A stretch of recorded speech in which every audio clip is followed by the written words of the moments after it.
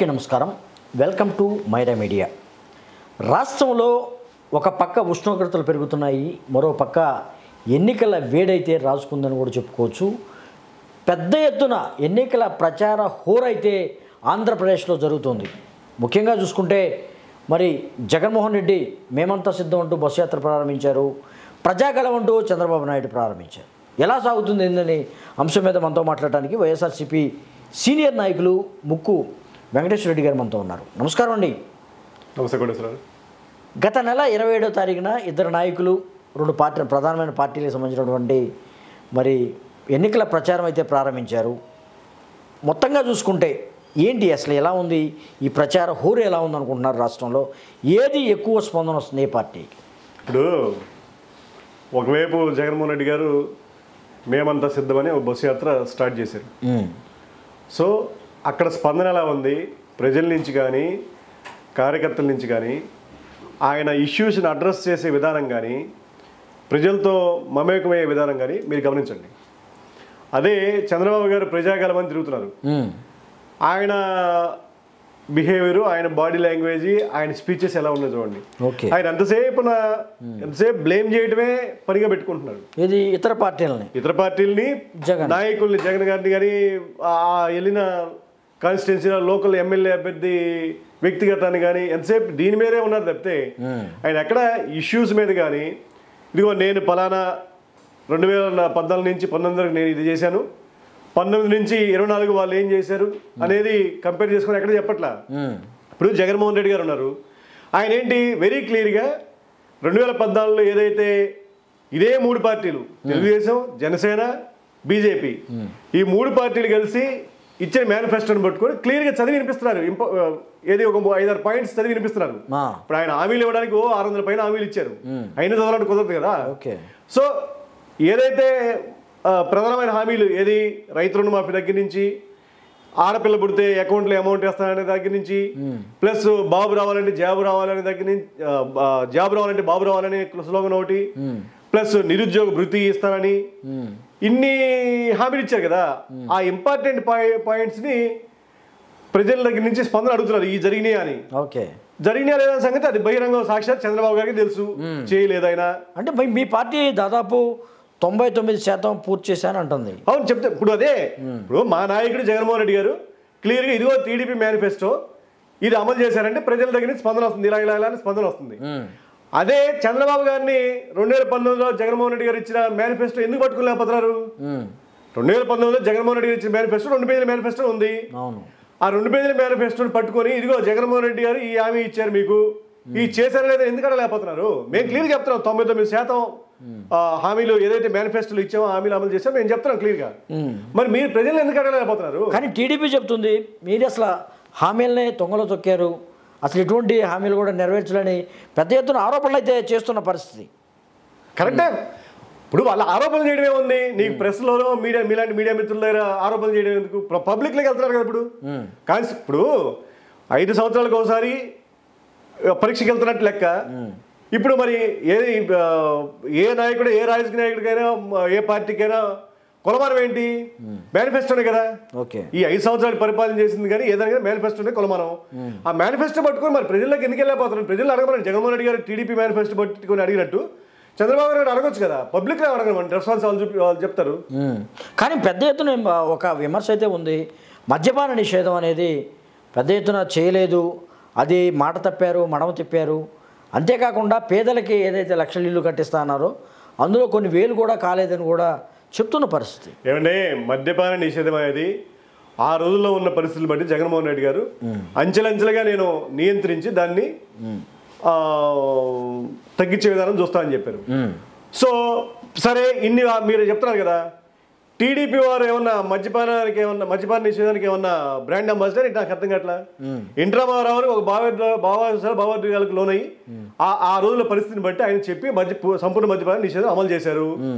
సరే, ఆయన గబుక్కుని వెన్నుపోటు పడిచేసి ఆయన ఎక్కిన తర్వాత మళ్ళీ ఇదే ఎల్లో మీడియాని పెట్టి అసలు అక్రమ మద్యం వచ్చేస్తుంది, అది వచ్చేస్తుంది, ఇది వచ్చేస్తుంది, అసలు మనం కంట్రోల్ చేయలేకపోతుంది, అదే లేదని వీళ్ళే మళ్ళీ మద్యపానం ఇదే చంద్రబాబు గారు మద్యపానాన్ని మళ్ళీ ప్రవేశపెట్టారు. ఇప్పుడు వాళ్ళ హామీ ఏమనండి? ఇప్పుడు ఇన్ని మాటలు చెప్తున్నారు కదా, వాళ్ళని చంద్రబాబు గారు చెప్పండి, నేను వస్తే మద్యపానాన్ని సంపూర్ణ మద్యపాన నిషేధం మళ్ళీ తీసుకొస్తానని చెప్పారండి. ఇప్పుడు ఆయన ఇచ్చిన హామీలనే జనాలు నమ్మట్లా.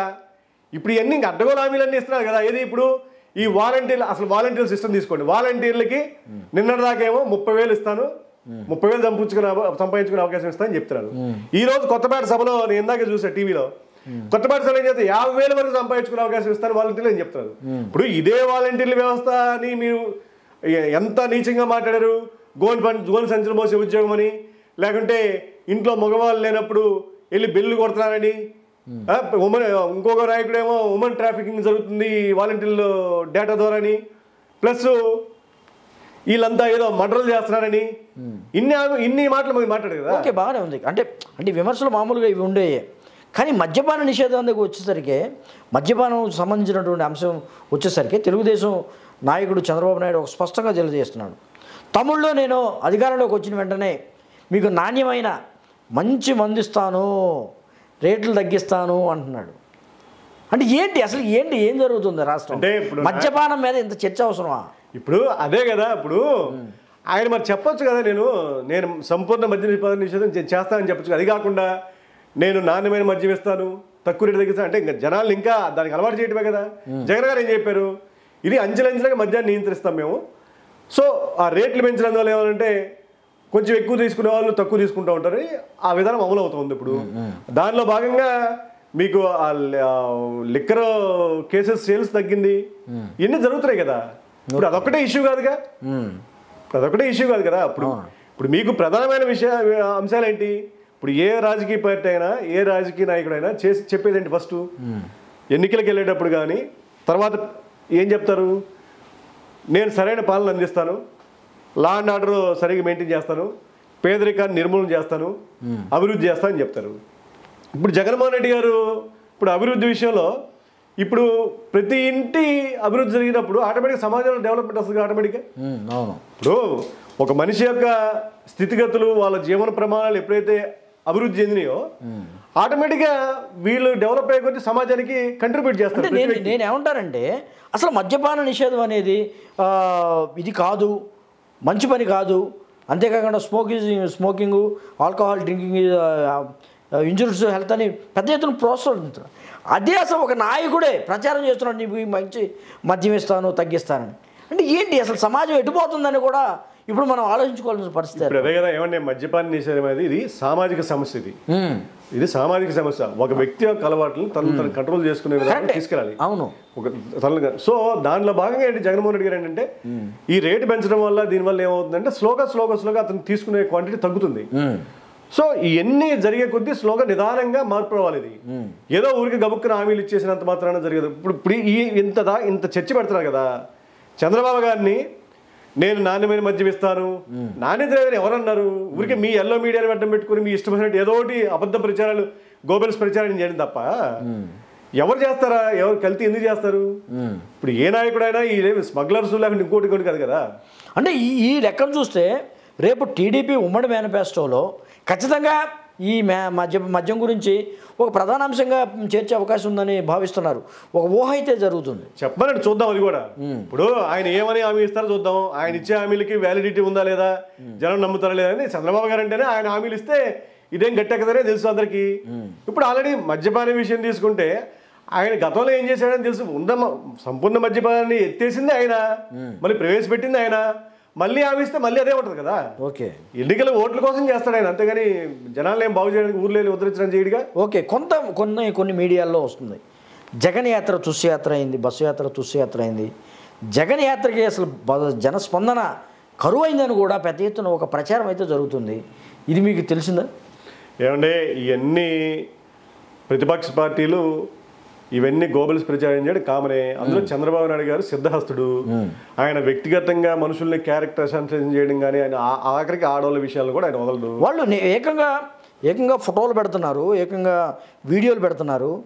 జనం లేని వీడియోలు, ఇదిగో చూడండి ఎట్లా అవుతుంది. కరెక్టే. ఏది రాయలసీమలోనే స్పందన కరువైందని కూడా ఒక ప్రచారం అయితే జరుగుతుంది. నవ్వుతారండి ఎవరన్నా, నవ్వుతారు. చూడమనండి. ఇప్పుడు చంద్రబాబు గారి సభలకి జనాలు కానీ కార్యకర్తలు కానీ స్పందన ఎలా ఉంది, జగన్మోహన్ రెడ్డి గారి యాత్రలకి స్పందన ఎలా ఉంది చూడమనండి క్లియర్గా.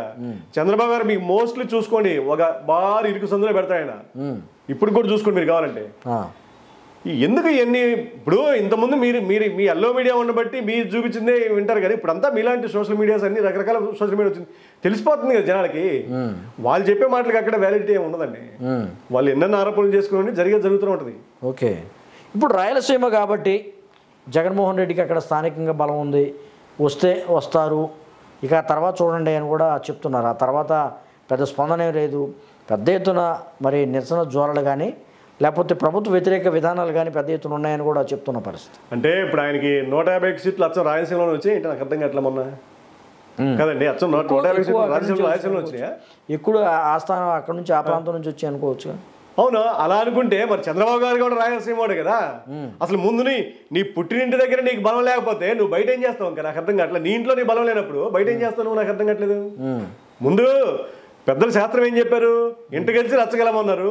ఇప్పుడు నీ జిల్లా, అసలు మీ జిల్లాలో మీరు 14 ఏళ్ళు ముఖ్యమంత్రి, 40 ఏళ్ళు ఇండస్ట్రీ అయినా కానీ పెద్దిరెడ్డి గారి మీద మీరు జిల్లాలో ఆధిపత్యం చెలాయించలేపారు కదా. మీ సాక్షాత్ మీరు ముఖ్యమంత్రిగా ఉన్నప్పుడు కూడా జడ్పీ చైర్మన్ కాంగ్రెస్ పార్టీ గెలిచింది ఆ రోజుల్లో.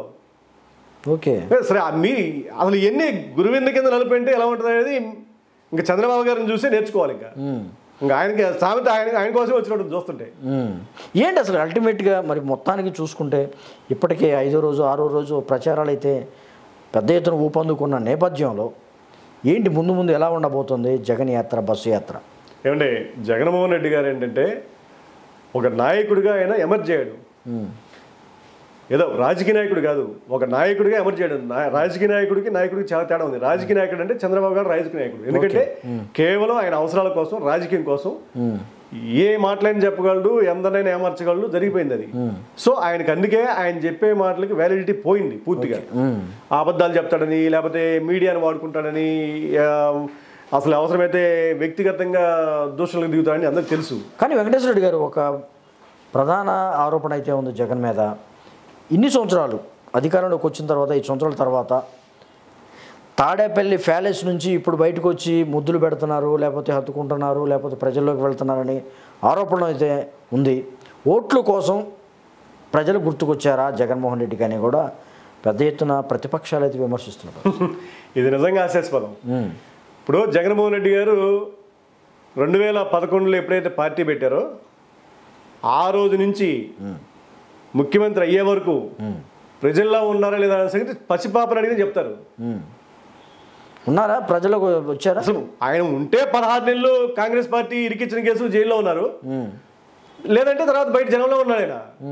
ఇది ఆయన ఫ్యామిలీకి కూడా టైం ఇచ్చారా లేదా అనే సంగతి అందరికీ తెలుసు. ఇది పబ్లిక్ కదా ఇది. ఇప్పుడు ఆయన మీకు ఏమండి అసలు నిజంగా ఆశ్చర్యపడ, దానికి మాటలు కూడా ఏమి ఉండవు. ఇంకా ఆ ప్రశ్న సమాధానం అసలు మరీ విచిత్రం. అసలు అది తాడేపల్లి ప్యాలెస్ పరదాలో ఉండడం ఏంటి? ఇప్పుడు మీకు ఒక ముఖ్యమంత్రి అయిన తర్వాత ఓట్లకే గుర్తొచ్చారా?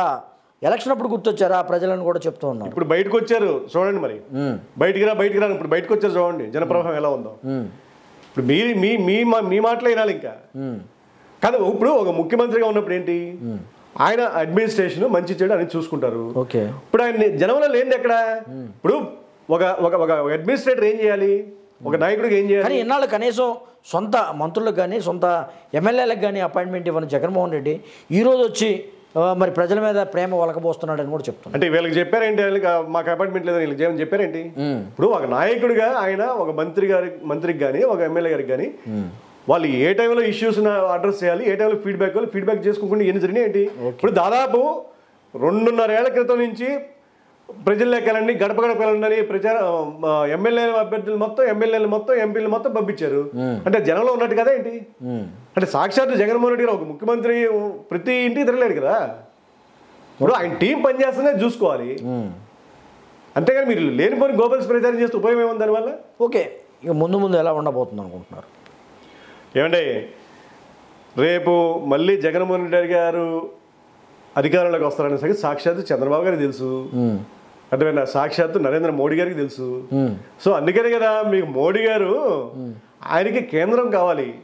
అంటే జగన్మోహన్ రెడ్డి అధికారంలోకి వస్తుంటే వీళ్ళంతా ప్రచారం చేసుకోవడం ఎందుకు? ఇంకా ప్రతిపక్ష పార్టీలుగా ఉన్నప్పుడు ప్రచారం చేసుకుంటారుగా. ఇప్పుడు అందులో చంద్రబాబు గారు అంటే ఈ election life and death, so లేదంటే ఆయన పాత అన్ని మొత్తం అన్ని ఇష్యూస్ అన్ని బయటకు వస్తాయి. ఇప్పుడు ఆయన ముందు పుత్రరత్నానికి కెరీర్ బిల్డప్ చేసే పనిలో ఉన్నారు కదా, పవన్ కళ్యాణ్ గారిని వాడుకుని మరి పుత్రరత్నం కోసం మరి ఆయన పాపం 74 ఏళ్ళ వయసులో కూడా ఆయన అబద్ధాలైనా ఇంకోటి ఏదని చెప్పి ముందు ఏదో ఒకటి గట్టికిద్దామని చూస్తున్నారు. సో మీ బస్సు యాత్ర అయితే అప్రసిద్ధంగా సాగుతుందంటారు. అది మీరు లైవ్ మీరు చూడండి, మేము చెప్పేది ఎందుకు, మీరు చూడండి. అంటే ప్రజలే చూడాలంటారు. ఓకే, ఇది ముక్కు వెంకటేశ్వర రెడ్డి గారు చెప్తున్నారు. ఏదైతే ఇరువురు నేతలు కలిసి ఒకే రోజు ప్రారంభించినటువంటి ఈ ఎన్నికల ప్రచార సభలో అయితే మాత్రం జగన్మోహన్ రెడ్డి అప్రచేతంగా సాగుతుంది, పెద్ద ఎత్తున స్పందన వస్తుంది.